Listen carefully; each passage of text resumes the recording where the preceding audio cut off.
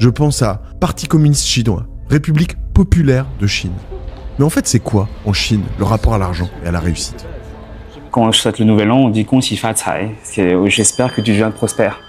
Et donc, culturellement aussi, la prospérité, c'est quelque chose d'extrêmement important pour les Chinois. Dans le monde de l'Occident, on a tendance à penser qu'il faut protéger l'IP et que ça va aider l'innovation. Pour la Chine, 法国商业纪录片 Generation Do It Yourself 的团队在中国看到的远不只是几台会动的机器人，他们看了深圳街头的电动车，走进电池工厂，也站到了 Unitree 的类人机器人面前。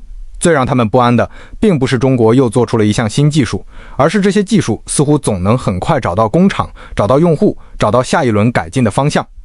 片中那位法国受访者把战略产业比作一座竞技场，这个比喻未必适用于所有行业，却点出了一个关键问题：中国到底怎样把一个技术概念推进成大规模可用的现实产品？ La Chine est une menace. C'est un bloc. Opaque, fermé, dangereux. Une dictature. Un ennemi. Elle nous fait peur et on en reste là. Quand on parle de contrôle, de surveillance, d'usines insalubres, de main-d'œuvre docile. Et pourtant, elle est partout. Dans nos vêtements, dans nos voitures, dans nos smartphones, dans nos débats.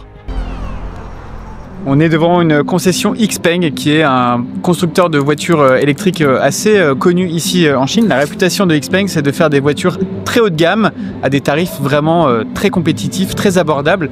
Donc on a voulu voir de nous-mêmes si c'était le cas et checker les tarifs aussi. 219 000 yuan. Ouais. Le kilomètre. 26 000 euros. 对对对 kilometers. Yeah, okay, Yes. okay. 26 000 euros. T'as quoi comme voiture pour 26 000 euros? La R5, Renault 5 en électrique, c'est ça? Ouais. Le prix d'entrée, c'est 25 000 euros. En général, ça va coûter plutôt entre 30 et 40 000 euros. Ok. Bah, pour 5 000 euros de moins, t'as ça. Après, c'est que en vert. Hein. Si tu l'avais en noir, c'est 50 000. Écoute, honnêtement, c'est quand même un peu le choc. On s'attendait à un truc assez fou, mais là, en France, on parle même pas du prix de revient d'un véhicule de ce type-là, parce que ça, c'est une voiture que j'achète demain pour ma famille, tu vois, à 5, même au double, en fait. T'as pas une voiture aussi cool. En fait, ce qui t'a bluffé sur Xiaomi, c'est que bien sûr, le produit est incroyable, mais c'est surtout son prix. La voiture électrique, la conduite autonome, ce sont des technologies qui coûtaient extrêmement cher et qui deviennent extrêmement abordables. C'est ça qui est incroyable. On voit quand même ici quelques voitures européennes. Et nous, on les regarde, on se dit, mais pourquoi ils achètent ça en fait? Et je pense que c'est que pour le statut, c'est que pour l'ego, pour montrer que tu as une Mercedes, que tu as une Jaguar ou que tu as, par exemple, on voit quelques Range Rover, donc c'est vraiment que des voitures de luxe. Mais elles valent 2, 3, 4 fois le prix de ce qu'il y a ici. Jamais tu demandais à un Chinois de 20 ans ce qu'il voulait, il allait te situer une BM, une Mercedes. Aujourd'hui, tu demandes à un Chinois qui a 20 ans ce qu'il veut comme véhicule, il va te dire « je veux un véhicule électrique et évidemment, je veux une marque chinoise parce que c'est les meilleurs ». Ça n'a jamais été le cas avant. Jamais. Et encore une fois, ils sont pragmatiques. Ils le font même pas par fierté. Ils le font parce que ce sont les meilleurs véhicules. Tu vois, on nous pousse tous à aller vers de l'électrique. J'adore Renault, j'adore Peugeot, etc. Mais bon, il n'y a rien qui arrive à la cheville de tout ce qu'on voit ici. En Europe, on a toujours été leader, quoi. C'est vraiment l'industrie automobile, ça a toujours été notre trip, quoi, tu vois. En effet, les Américains sont venus nous gratouiller, les Japonais un petit peu, Toyota est le numéro 1 mondial, mais c'est chez nous. Les Américains subventionnent la désindustrialisation de l'Europe sur des technologies hyper stratégiques. Aujourd'hui, tu vas acheter un véhicule électrique, tu vas te le faire subventionner par l'argent du contribuable, un véhicule électrique qui est produit en grande majorité en Chine. Donc tu subventionnes la désindustrialisation de l'Europe. Si ça bouge pas là dans les prochains mois, on va juste tout droit dans le mur de la désindustrialisation et tout ce que ça veut dire en termes de solidarité sociale. On parle donc d'une marque de téléphone, hein, Xiaomi. C'est complètement incroyable. 先看电动车，技术竞争一旦离开发布会，真正的考验就来了。它能不能上路？能不能被普通家庭买得起？能不能在城市里方便使用？能不能让消费者觉得它比旧产品更值得选？法国团队在深圳看到的绿牌、门店和车型，只是这些条件在日常生活里的呈现。中国做得好，不只是造出一辆电动车，而是让电池、零部件、整车、销售和使用场景一起往前走。这样一来，技术就不再是少数人试驾时的新闻，它会变成每天通勤、接送家人和城市出行的一部分。市场一旦真正开始使用，产品就会得到更多反馈，企业也会被迫更快改进。Qu'est-ce qu'on dit? C'est combien là? Qu'est-ce qu'on dit? Combien? Moi, je dis un peu plus cher que XPeng. Je dirais 35. Clem, combien le prix là? Vas-y. Je dirais 35. Ouais, vas-y. 25 000. 25 Moi, je vais sur 27. Ok, juste, là, on n'est même pas encore rentré dans le magasin. Regarde. Vous allez faire 45 minutes. Regarde le petit écran là. Waouh! Oh, incroyable! Oh, des magasins qui vendent des voitures et des téléphones et des sèche-cheveux Et des frigidaires. et des batteries externes, ton téléphone. Voilà, donc je peux avoir un ordi, une voiture, un portable et même me sécher les cheveux dans le même magasin. Il y a quelques semaines, pour le boulot, j'étais à Dubaï et tu termines un rendez-vous, donc je prends un Uber. Et donc, tu as une BYD qui arrive et donc je m'assois dedans et c'est toujours bien de discuter avec les chauffeurs de taxi. Donc, évidemment, je dis pas au mec que j'habite en Chine, je dis qu'est-ce que tu penses de ta bagnole? Pourquoi une BYD? Déjà, tu vois, c'est un modèle luxe par rapport à la Tesla qui est un peu... Donc déjà, le mec, marque chinoise, automobile, luxe, marque américaine Tesla, plutôt moyenne gamme. Et après, il te parle de la taille de l'écran, les machins, les fonctions. Et voilà, donc la perception a déjà changé. Cette voiture, elle a été lancée il y a quelques mois en précommande. Ils en ont vendu 250 000 en 24 heures. Oh.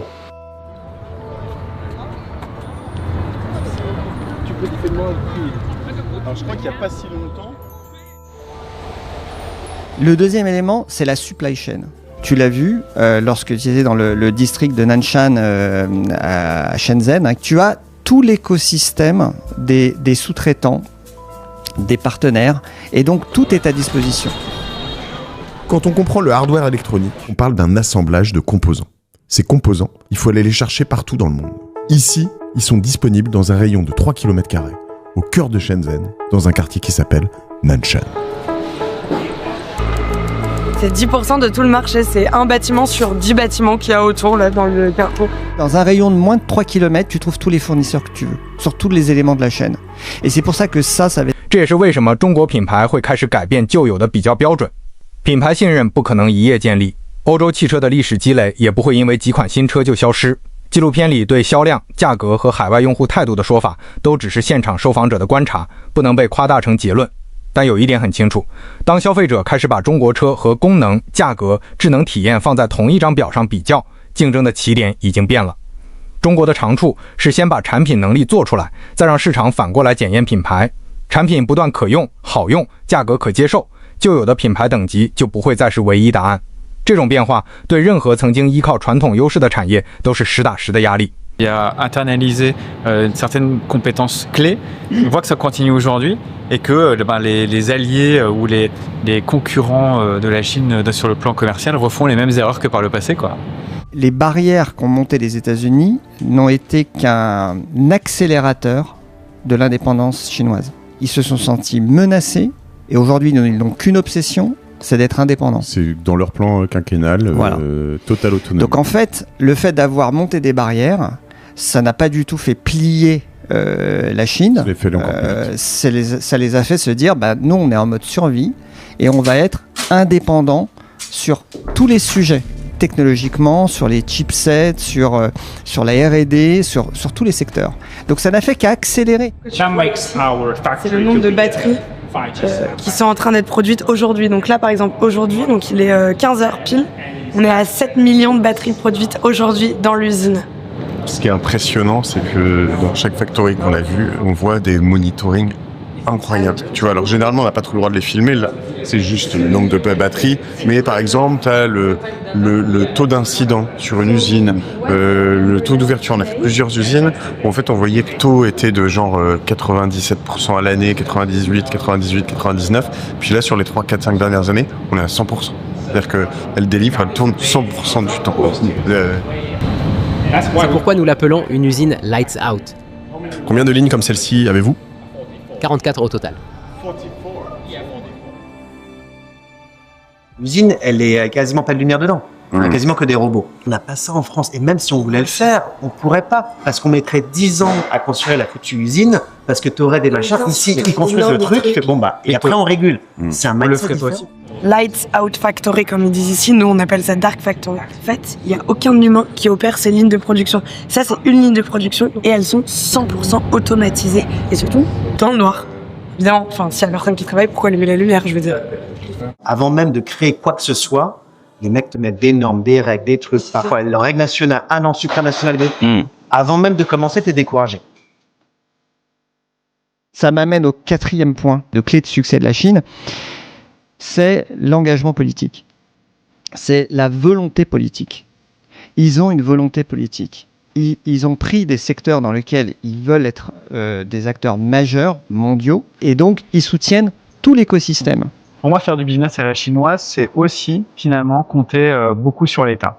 Et dès lors qu'on est sur un business qui correspond au plan quinquennal, les fameux。然后镜头走进电池工厂，问题又到了更深的一层。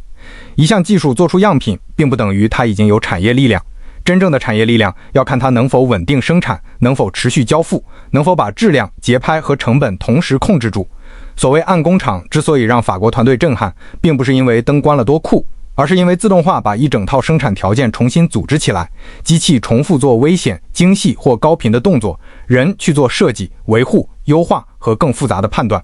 中国厉害的地方就在于它没有把自动化当作展厅里的概念，而是尽力把它接近真实的产线和订单。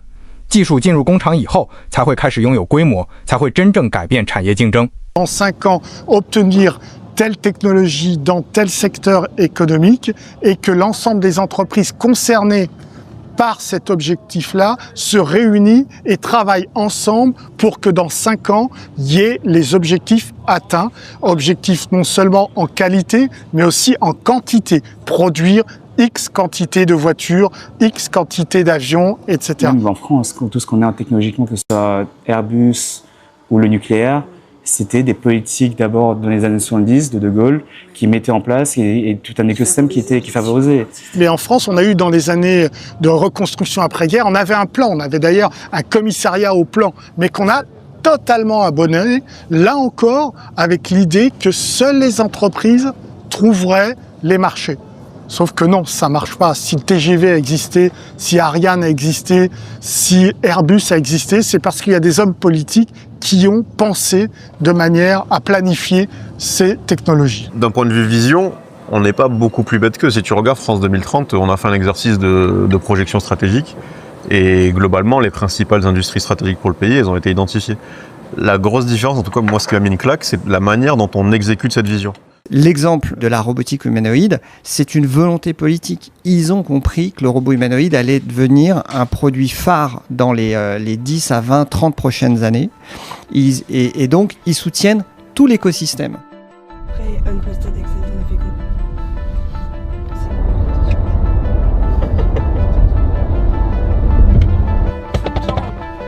quoi? Là, on est hyper à la bourre pour prendre notre train pour Hangzhou.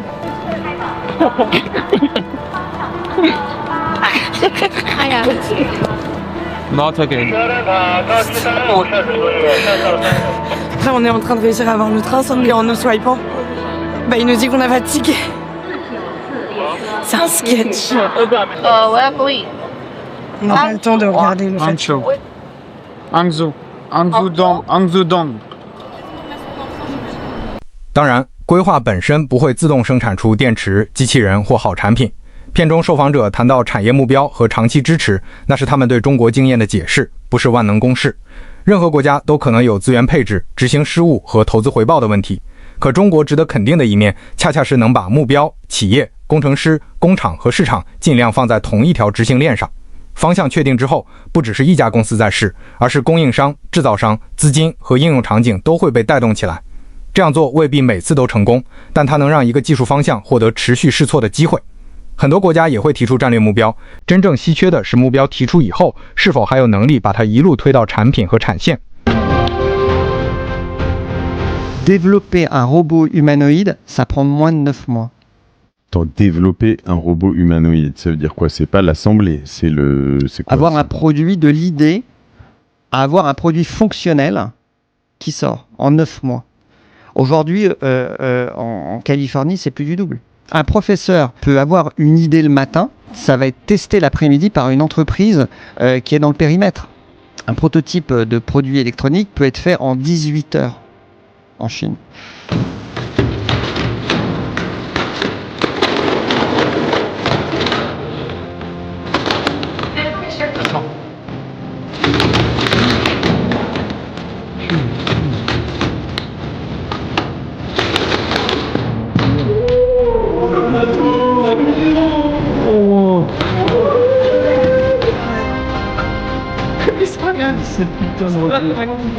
Moi, je suis choqué, honnêtement. Tu vois ça avec un peu d'intelligence, tu te dis waouh. Attends, moi j'ai eu du mal à le mettre par terre, l'autre tout à l'heure, quand même, quand il pense. Incroyable. Et aussi, tu as une nouvelle génération qui aujourd'hui, par exemple, qui ne veut pas avoir d'enfants. Ça, c'est, je pense, le gros problème aussi de la démographie. Mais les Chinois, le gouvernement chinois, il essaie de répondre par la robotisation. Et aujourd'hui, tu vois des humanoïdes partout. Ils l'adoptent le plus rapidement possible pour compenser ça. 16 000. D'accord. Mais le prix a chuté. Il est passé de 16 000 $ américains à 13 500. C'est 13 500 $, d'accord. Et on peut l'acheter partout dans le monde. En France, Shopify.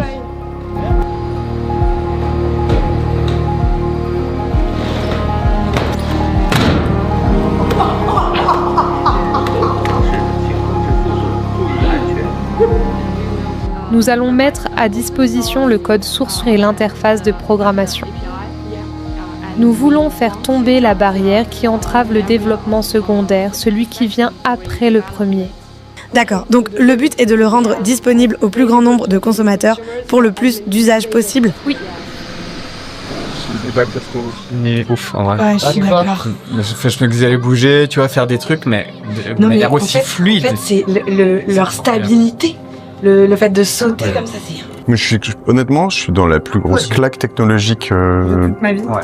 de toute ma vie, je pense.